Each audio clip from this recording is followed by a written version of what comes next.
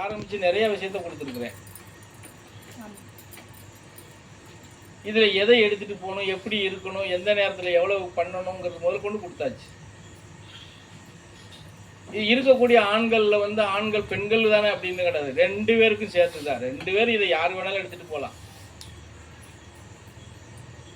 நேரம் இல்லைன்னு சொல்லிட்டு போகிறது ஒரு பக்கம், அதுக்கு உண்டான காலங்கள் எங்களுக்கு கிடைக்கலன்னு சொல்கிறது ஒரு பக்கம், காரணங்களை தேடி சொல்கிறது நம்ம நிறைய கில்லாடிங்க. காரணத்தை சொல்கிறது மாத்திரம் புரியுதானே சொல்கிறது. அப்போது அதெல்லாம் உதறி தள்ளிட்டு போகணும் செய்யணும் அப்படிங்கும்போது அதுக்கும் நான் சொல்லி கொடுத்துட்டேன். எந்தெந்த நேரத்தில் எதை நீ தியாகம் பண்ணணும் அப்படிங்கிறது இன்னைக்கு சொல்லி கொடுத்துட்டேன். சொல்லி கொடுத்துட்டேன்னா இல்லையா? கேட்டீங்களா சாமி? கேட்கலையா? இவர் எல்லாம் வேண்டாம் விட்டுட்டு போய் சொல்கிறாரு நினச்சிக்கிட்டு காது கொடுத்து கேட்கலையா? நான் எதையும் விட்டுட்டு போய் சொல்லலை. சரியா? எல்லாமே மடியில் கட்டி வச்சுக்கோங்க. தேவைப்படுறப்போ மடியை அவுத்து விடுங்கன்னு சொல்கிறேன். அதானே?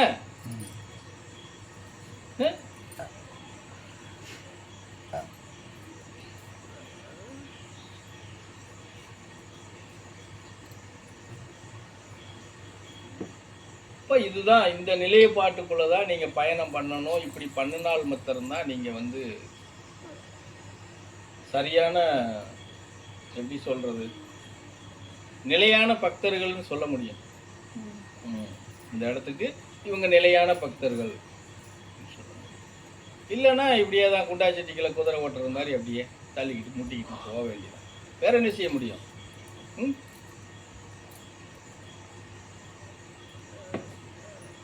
எல்லா காலத்துக்கும் ஒரே மாதிரியே கொண்டுட்டு போக முடியாதுல்ல. நீ பழைய விஷயங்களை பிரித்து கொடுத்துருக்குறோம். ஏதாவது ஒன்று எடுத்துகிட்டு போய்த்தானே ஆகணும். நீங்கள் எடுத்துகிட்டு போகத்தானே சொல்கிறேன். சொல்லுங்க பார்ப்போம்.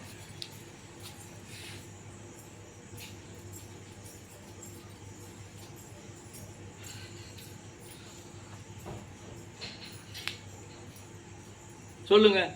இப்போ இவ்வளோ நடத்தியிருக்கேன், கேளுங்க பார்ப்போம்.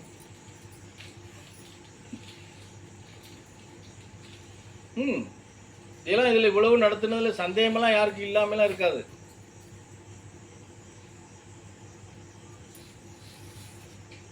ஒவ்வொரு விஷயம் சொல்லி கரெக்டாக சொல்லிங்களா? அது போகணும்ல.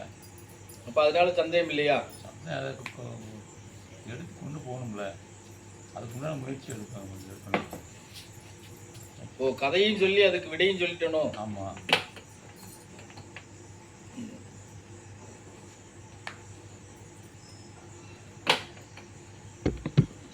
விடுகதைக்கு பதில் உங்கள்கிட்ட இல்லை. நிறைய கேட்கலாமே, கேள்வி கூட நிறைய இருக்கு, இல்லைன்னு சொல்றதுக்குலாம் இல்லை. உணவுப் பொருள் கொடுத்த போதில் அதுல கேள்வி கேட்கலாம் இல்லையா? ஞான மாலை எடுத்து போட்டதுக்கு அப்புறம் அதுல இருந்து நிறைய கேள்விகள் கேட்கலாம். மற்றதை விட்டுருங்க, அதுக்கு முன்னாடி நடத்துனதெல்லாம் திருநாமங்களை எடுத்துட்டு போறது, அதுக்குண்டான வழிமுறைகள், அதுக்கு ஏற்கனவே எல்லாமே நானே விளக்கம் சொல்லிட்டேன் பதிலுக்கு கூட இல்லையா? கவுண்டிங் இவ்வளோ வரணும், இப்படி கொண்டுட்டு போகணும், இவ்வளோ நேரத்தில் கொண்டுட்டு போகணும், இந்தந்த நாமத்தை கொண்டுட்டு போங்க இல்லையா? குரு மந்திரத்தையும் சிவ மந்திரத்தையும் சேர்த்து கொண்டுட்டு போகலாம், சக்தி மந்திரத்தை சேர்த்து கொண்டு போகக்கூடாதுன்னு சொல்லிட்டேன் இல்லையா? அதெல்லாம் ஏற்கனவே நானே எல்லாம் சொல்லிட்டேன். அதில் கேள்வி வேண்டியது. ஆனால் இந்த விஷயங்களில் கேள்வி கேட்கலாம். நீங்கள்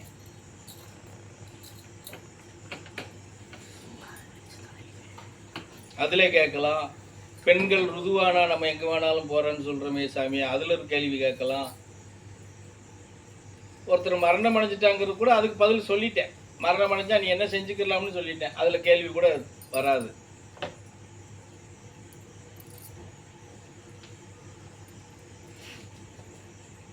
இத்தனை இடத்துல கேள்வி இருக்கு. கேள்வி கேட்கக்கூடாதுங்கிறதெல்லாம் ஒன்றும் கிடையாது. சாப்பாட்டு முறை சொல்லுவாங்க.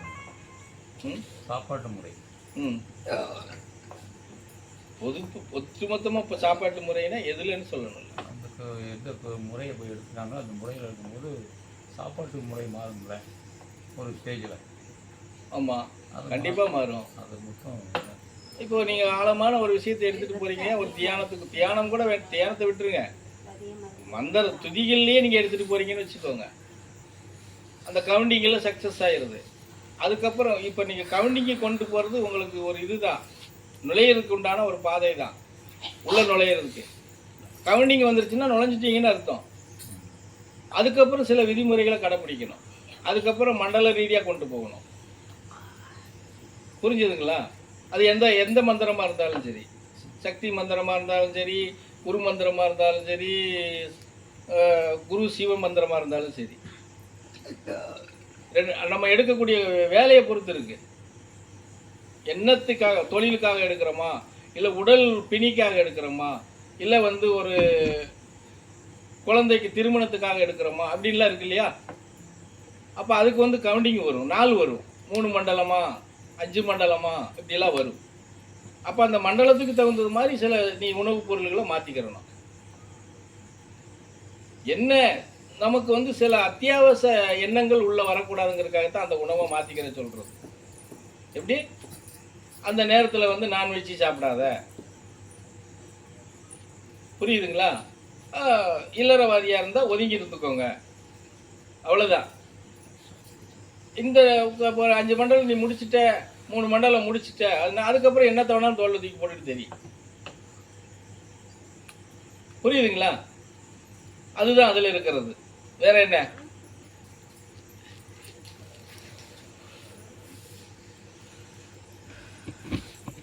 வேற யாருக்கும் இல்லையா? சாமி யாரு கேட்டாலும் அது எல்லாருக்கும் சேர்த்து தான் பதில்.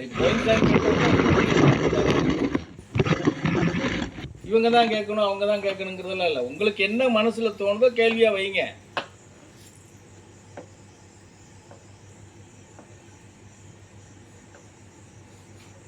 இந்த பக்கத்தில் இருக்கிறவங்களுக்கு யாருக்குமே இல்லையா சந்தேகம்? சாமி இல்லறத்துல ஈடுபட்டு ஆலயத்துக்கு போகலாமா? இது வரைக்கும் போகாம இருக்கிறாங்களா? அதான் போகக்கூடாது அப்படின்னு யாரு சொன்னா? இது வரைக்கும் நடத்தினல்ல, தாராளமா போகலாம்.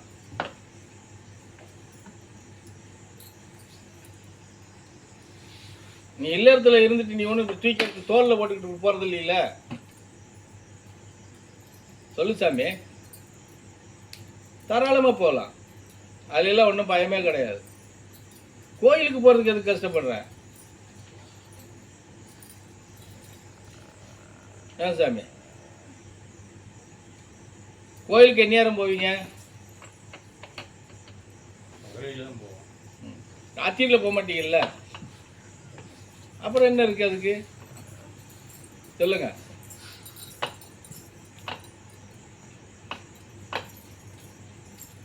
பெண்கள் மாதவிடையானால் கூட உள்ள போகலான்னு சொல்லிட்டேன், புரியுதா? இப்ப நான் அதை தாண்டி இதுல என்ன இருக்கு?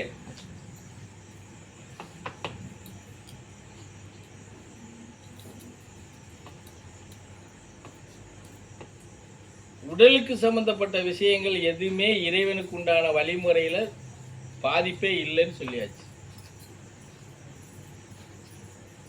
இறை வழிபாட்டுக்கு எங்க நீ இருக்கணும்னா உன்னுடைய எண்ணத்தை மாத்திரம் சரியான நிலைப்பாட்டில் வச்சுக்கணும்னு நாங்க சொல்றோம். புரியுதா? இதுல யாருக்காவது சந்தேகம் இருக்கா சாமி? இந்த பக்கம் வாயே திறக்க மாட்டேங்காங்களே. ஆனா அந்த பக்கம் போய் உட்கார்ந்து நிறைய சந்தேகங்கள் பேசுவீங்கல்ல.